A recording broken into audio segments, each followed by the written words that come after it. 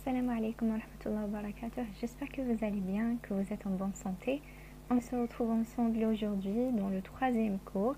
C'est l'imagerie de l'appareil génital après avoir fait l'échographie thyroïdienne et l'exploration mammaire. Maintenant, on va voir l'appareil génital. Alors, comme la plupart des structures qu'on a vues dans cette unité, qui m'a la thyroïde, l'exploration par l'échographie, c'était l'examen de première intention. Même, on a vu dans l'exploration mammaire, on a la mammographie ou qu'il y a une des contre-indications de la mammographie où on va faire une échographie. Ici, dans l'exploration de l'appareil génital, l'examen de base ou l'examen qu'on fait dans la première intention, c'est l'échographie. Et parfois, on complète cet examen par l'IRM. L'IRM, c'est le meilleur examen parce qu'il va montrer les différentes structures.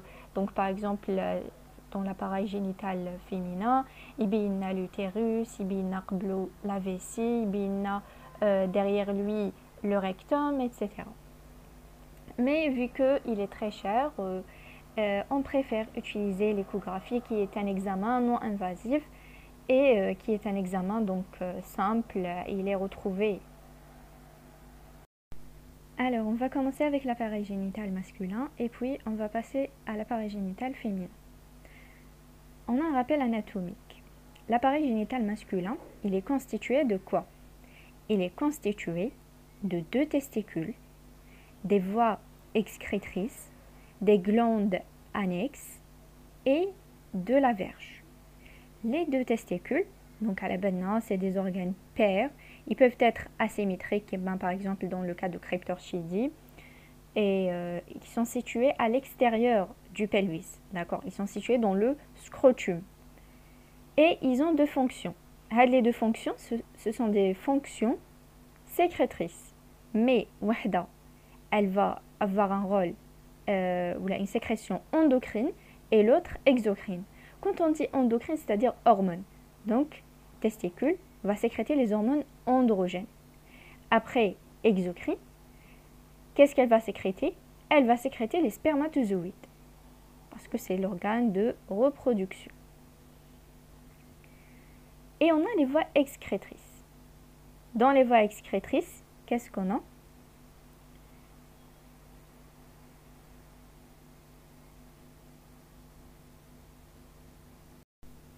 Donc, on a les tubes séminifères et puis on a les tubes droits qui classent les tubes séminifères. Ça, ce qui est en jaune, c'est les tubes droits. Puis, on a le red testis, c'est ce réseau-là. Après, on a les canaux efférents, c'est ce qui est en vert. On a l'épidédyme, le canal déférent, c'est ça. Et puis, ça va se terminer par l'urètre. L'urètre, il y a 3 parties. Une partie qui est prostatique, c'est la partie la plus supérieure.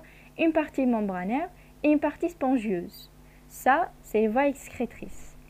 On a les glandes annexes. Les glandes annexes, donc on a la prostate, les vésicules séminales et les glandes de Cooper. Là, on va voir surtout la prostate. Et on a la verge qui est l'organe de la copulation. Alors, après avoir vu le rappel anatomique, maintenant on va passer à l'imagerie. L'imagerie, on va commencer par l'échographie ou l'échographie Doppler. On a 2 voies. On a une voie sus-pubienne et une voie endorectale. Dans la voie sus-pubienne, donc c'est celle-là, la sonde tana, on va la mettre juste sur l'abdomen. D'accord? Donc c'est une voie sus-pubienne. Pour l'abdomen terri. Mais quand on dit une voie endo, c'est-à-dire à l'intérieur d'une cavité, endorectale. Après, on va voir pourquoi endorectale. Donc, donc je vais anticiper un peu. La prostate, elle peut être augmentée de volume lorsqu'il y a une pathologie. Par exemple, un cancer de la prostate, etc. Lorsqu'on fait un geste, le toucher rectal, on sent cette augmentation de volume ou cette hypertrophie. Alors, ça c'est dans l'examen clinique. Mais même dans les examens complémentaires, إذا حبينا نشوفوا la prostate, la sonde تاعنا, on va l'introduire en voie endorectale. D'accord? C'est-à-dire, la sonde تاعنا ما راهيش حتكون فوق l'abdomen, mais non, on va l'introduire, comme vous voyez ici, داخل le rectum. Alors, راح يشوفوا لنا هاد les deux. عندنا la voie suspibienne اللي حنديروها juste فوق l'abdomen. راح تشوف لنا la vessie et le haut appareil. Elle ne permet pas une étude complète de la prostate. قلنا علاش la prostate c'est surtout la voie endorectale et elle donne une bonne exploration des testicules et des voies génitales. Des testicules déjà parce que elles sont situées à l'extérieur, d'accord, à l'extérieur du pelvis, dans le scrotum, donc elles sont superficielles. On peut les voir et les explorer par cette voie. Et on a la deuxième voie qui est la voie endorectale. Elle va nous montrer, ou elle va explorer surtout la prostate, la structure taha, le volume taha. On peut même être guidé par cette voie pour faire une biopsie. Donc, le patient doit vider la vessie taou et il sera en décubitus latéral gauche. Bien sûr, dans cette unité, les sondes c'est des sondes à haute fréquence.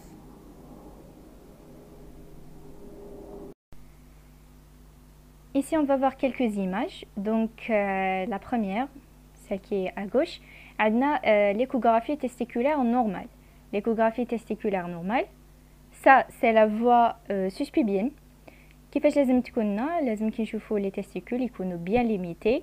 Le parenchyme يكون homogène, ما كاش une lésion ou عندنا une différence d'échogénicité, pas de nodule ou épanchement, et لازم نديروهم d'une façon bilatérale, c'est-à-dire نديروا l'imagerie des deux testicules et non pas une seule.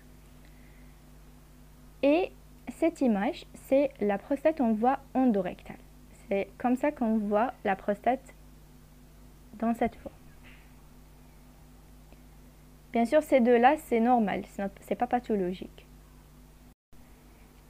Quelles sont les indications de l'échographie testiculaire? C'est-à-dire, quand est-ce qu'on fait cette échographie? Alors, c'est le seul examen à recommander pour la grande majorité des pathologies du scrotum. On a toujours, on va commencer avec l'échographie.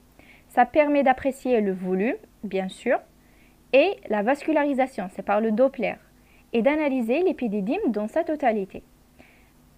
وقتاش نديروها pour voir les tumeurs testiculaires, donc il y a une masse tumorale, les bilans d'infertilité, varicocèle par le Doppler qui voit la vascularisation. Donc la varicocèle, c'est quoi? C'est la dilatation des veines du cordon spermatique. Donc il y a une dilatation, après on va voir l'image, il y a une dilatation très vascularisée le Doppler. La suspicion d'orchiépididymite, donc c'est l'inflammation de l'épididyme et du testicule. تاني هنايا كي تكون عندنا une inflammation على بالنا بلي عندنا une voie vasculaire.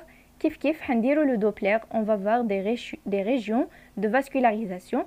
Et pour les traumatismes testiculaires, on va indiquer cette échographie.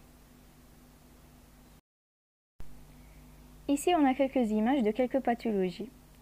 Tout d'abord, on a l'échographie testiculaire normale, donc on voit la forme, l'échogénicité, etc. Elle doit être homogène. Après, on peut avoir une tumeur testiculaire, donc c'est une masse maligne. On a une échogénicité qui est homogène, d'accord? Bien sûr, on doit s'aider par d'autres examens, par exemple la biopsie, etc., pour confirmer la nature de cette lésion.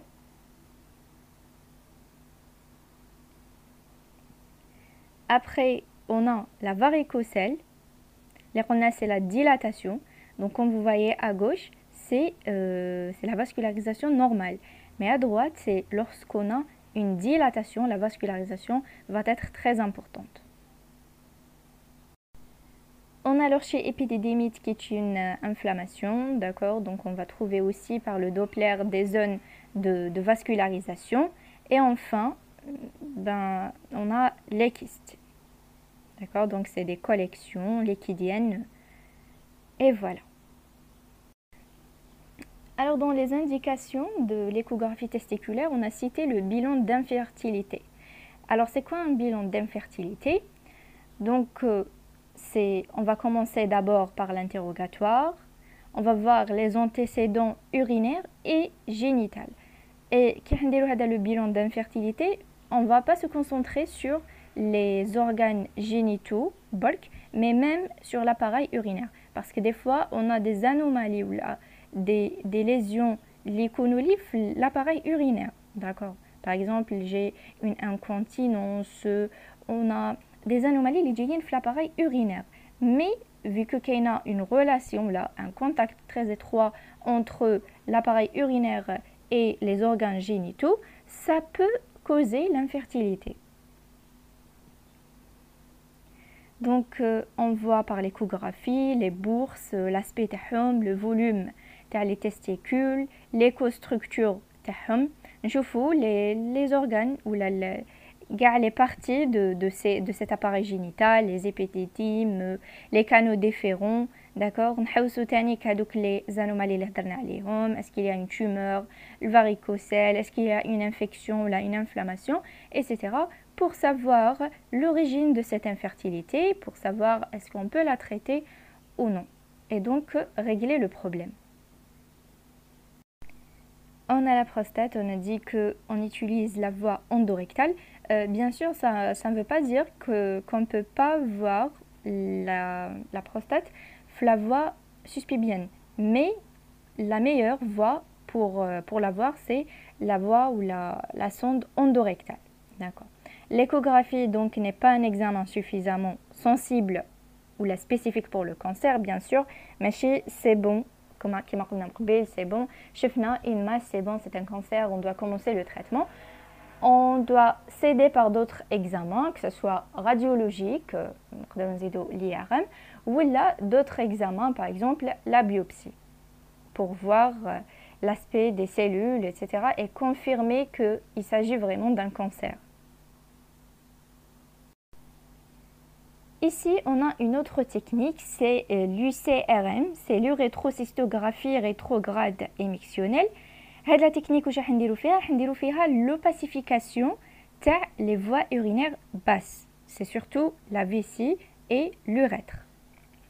On va l'opacification par un produit de contraste et c'est ce qu'on va introduire par l'urètre. On va l'introduire dans l'urètre.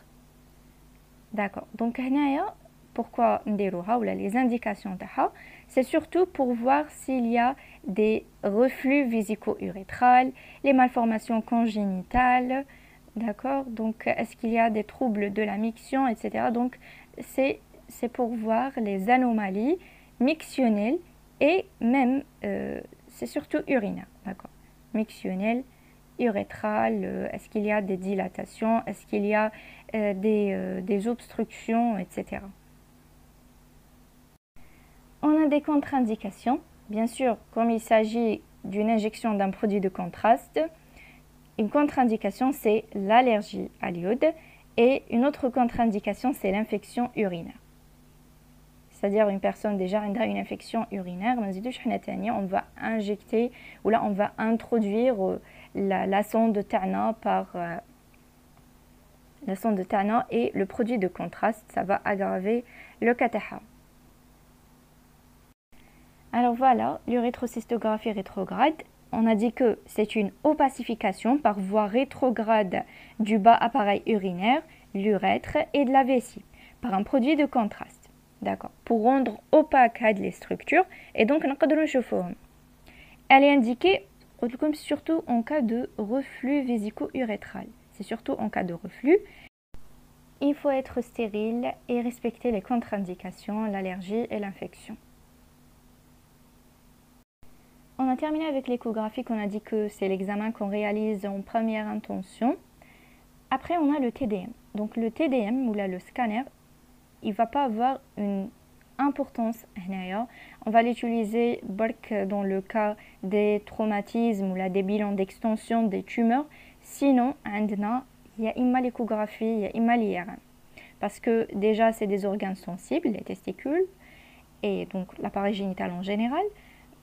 Et l'irradiation, ça peut provoquer chez l'homme une azospermie temporaire, voire même définitive, à l'hsab les doses تاع le rayon. Mais pour l'IRM, c'est un examen, c'est le meilleur examen parce qu'il va montrer plusieurs détails. C'est une technique déjà non irradiante. Elle permet une excellente cartographie anatomique. Qu'est-ce que ça veut dire? Ça veut dire elle ne va pas montrer juste les testicules ou juste la prostate, mais elle va montrer ce qu'il y a à proximité, voilà, à proximité de ces organes. Donc elle va montrer par exemple la vessie, elle va montrer tous les organes qui sont situés à proximité. Et l'avantage de pouvoir, voilà, c'est ce qu'on a dit, c'est de pouvoir visualiser dans un seul examen la vessie, la prostate, l'urètre et tous les tissus environnants. C'est un bilan local. Alors on a dit que c'est le meilleur examen de voir ces structures-là, mais نقدرش نديروه en première intention. Déjà, c'est un examen qui est cher, d'accord? Et peut-être ces anomalies-là, on peut les voir par l'échographie, donc c'est pas la peine de passer ou là de commencer par ce qui est cher. Alors, on a dit qu'il mieux visualise la prostate, donc on peut confirmer le bilan de détection de cancer prostatique. On a fait l'examen clinique, par exemple le toucher rectal, et l'examen biologique, la PSA élevée. On doit confirmer ces résultats-là par l'IRM, et il peut même visualiser les voies génitales profondes, d'accord. Enfin, on a la radiologie interventionnelle, donc c'est tout ce qui est ponction, biopsie, etc. Donc les ponctions évacuatrices des collections purulentes, c'est évacuatrice et pas exploratrice, d'accord? Des biopsies prostatiques, des masses testiculaires indéterminées, etc. Donc c'est la radiologie interventionnelle. Alors on a vu l'échographie, on a vu le scanner, les معندوش une très grande importance هنايا نديروه qui connaissent des traumatismes ou là des fois des bilans de détection tumorale ou là d'extension tumorale. Après on a vu l'IRM et il a une très grande importance, mais on ne le fait pas en première intention. Et enfin on a la radiologie interventionnelle, ce qui est ponction et biopsie. Après avoir terminé l'appareil génital masculin, maintenant on va passer à l'appareil génital féminin. Alors, dans l'appareil génital féminin, on a les organes génitaux internes et les organes génitaux externes. Les organes génitaux internes, on a le vagin, les trompes, l'utérus et l'ovaire. D'accord. Donc c'est tout ce qui est à l'intérieur. Ce sont les organes de la reproduction. Et on a les organes génitaux externes. Les organes génitaux externes, qui sont plus superficiels, donc on a la vulve et le clitoris. C'est des organes de la sexualité.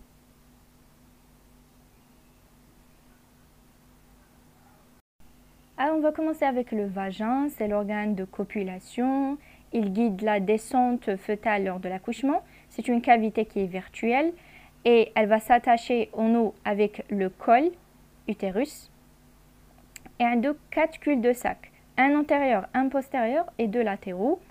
Il est obturé bien sûr chez la jeune fille, il est obturé par l'hymen. Et on a le drainage lymphatique, c'est par les iliaques internes et externes et par l'inguinal. Après on a l'utérus, c'est l'organe de la grossesse. Les limites terre en avant à la vessie et en arrière on a le rectum. Séparés par des replis péritoniaux, c'est les cul-de-sac. En avant, on a le vésico-utérin et en arrière, on a le cul-de-sac de Douglas, c'est avec le rectum. Et il est formé de quoi? Il est formé de myomètres et de l'endomètre. Le myomètre, c'est le muscle lisse Et l'endomètre, c'est ce qui tapisse la cavité ou la muqueuse de l'utérus. Alors voilà. On a l'endomètre, c'est ce qui tapisse la cavité, et le myomètre, c'est ce muscle-là. Et on a le corps, on a l'isthme, c'est cette région-là rétrécie, et on a le col. Après, on va terminer par le vagin, etc.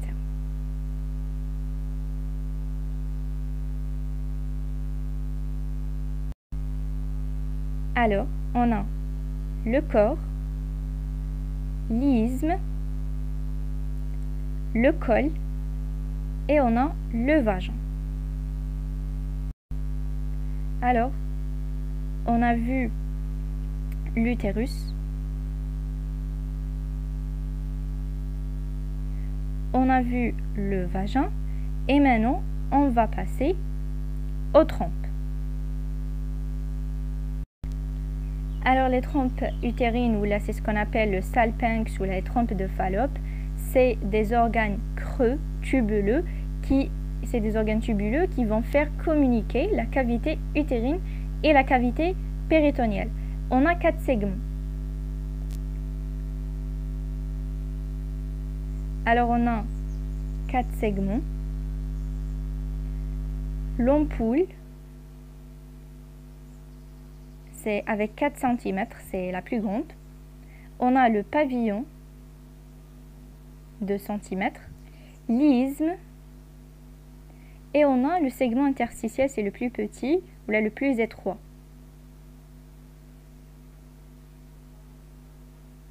Ça c'est pour les trompes. Et on a les ovaires. Les ovaires, donc, ils ont une forme d'amande. La vascularisation est double, avec comme on a vu l'année passée, c'est les artères utérines et les artères ovariennes. Voilà, donc on a terminé. شفنا l'utérus, شفنا le vagin, les trompes et les ovaires. Maintenant, on va voir l'imagerie. L'échographie Doppler, c'est l'examen de première intention. هنايا تاني عندنا deux voies.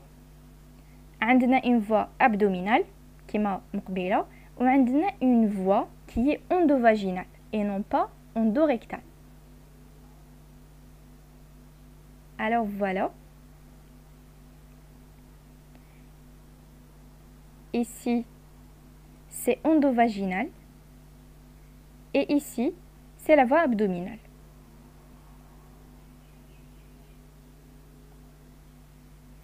Ça, c'est pour l'échographie Doppler. On a une autre technique, c'est ce qu'on appelle l'hystérosonographie. Hadia, c'est un examen échographique tani. C'est ce qui permet de voir les parois de l'utérus, la cavité de l'utérus et la partie proximale برك من les trompes. Donc راح نشوفوا l'utérus وشويه برك من les trompes. هنا واش راح نديرو dans l'hystérosonographie, on va introduire un cathéter. Le cathéter, on va injecter par lui un sérum physiologique. C'est pour décoller les parois.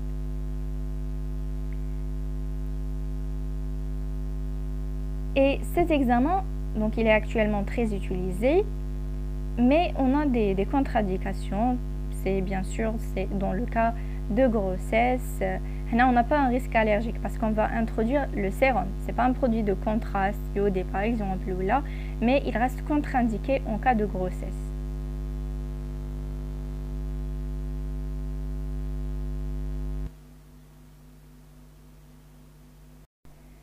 شفنا l'hystérosonographie, on connaît surtout l'utérus. Maintenant, on va voir l'hystérosalpingographie. Salpingo, c'est-à-dire les trompes. Donc, c'est un examen qui permet de visualiser l'utérus, mais aussi le col et les trompes. Donc, on a le même principe, c'est l'opacification de la cavité utérine et des trompes par injection de produits de contraste hydrosolubles par orifice cervical. هنايا il est utilisé dans le cadre d'un bilan d'infertilité primaire ou la secondaire, d'accord. Donc باش نشوفوا l'origine de cette infertilité et dans le cas de malformation, d'accord. Donc il va explorer, comme on a dit, la cavité utérine et qui يشوف لنا les trompes. راح نشوفوا تاني que la perméabilité tubaire, est-ce qu'on a un passage normal entre ovaire et utérus. C'est la trompe qui permet ce contact. Ça reste contre-indiqué dans le cas de grossesse. On a l'injection de produits de contraste, donc ça reste contre-indiqué dans le cas d'allergie, l'hémorragie et des infections. Alors, là, il y a de la technique. On va introduire et c'est l'opacification. On va voir l'utérus, les trompes et le col. Alors le scanner qui me fait l'appareil génital masculin, le scanner m'indouche une grande importance dans l'exploration de l'appareil génital. D'accord? On va l'utiliser surtout dans le cas de traumatisme ou là cancer.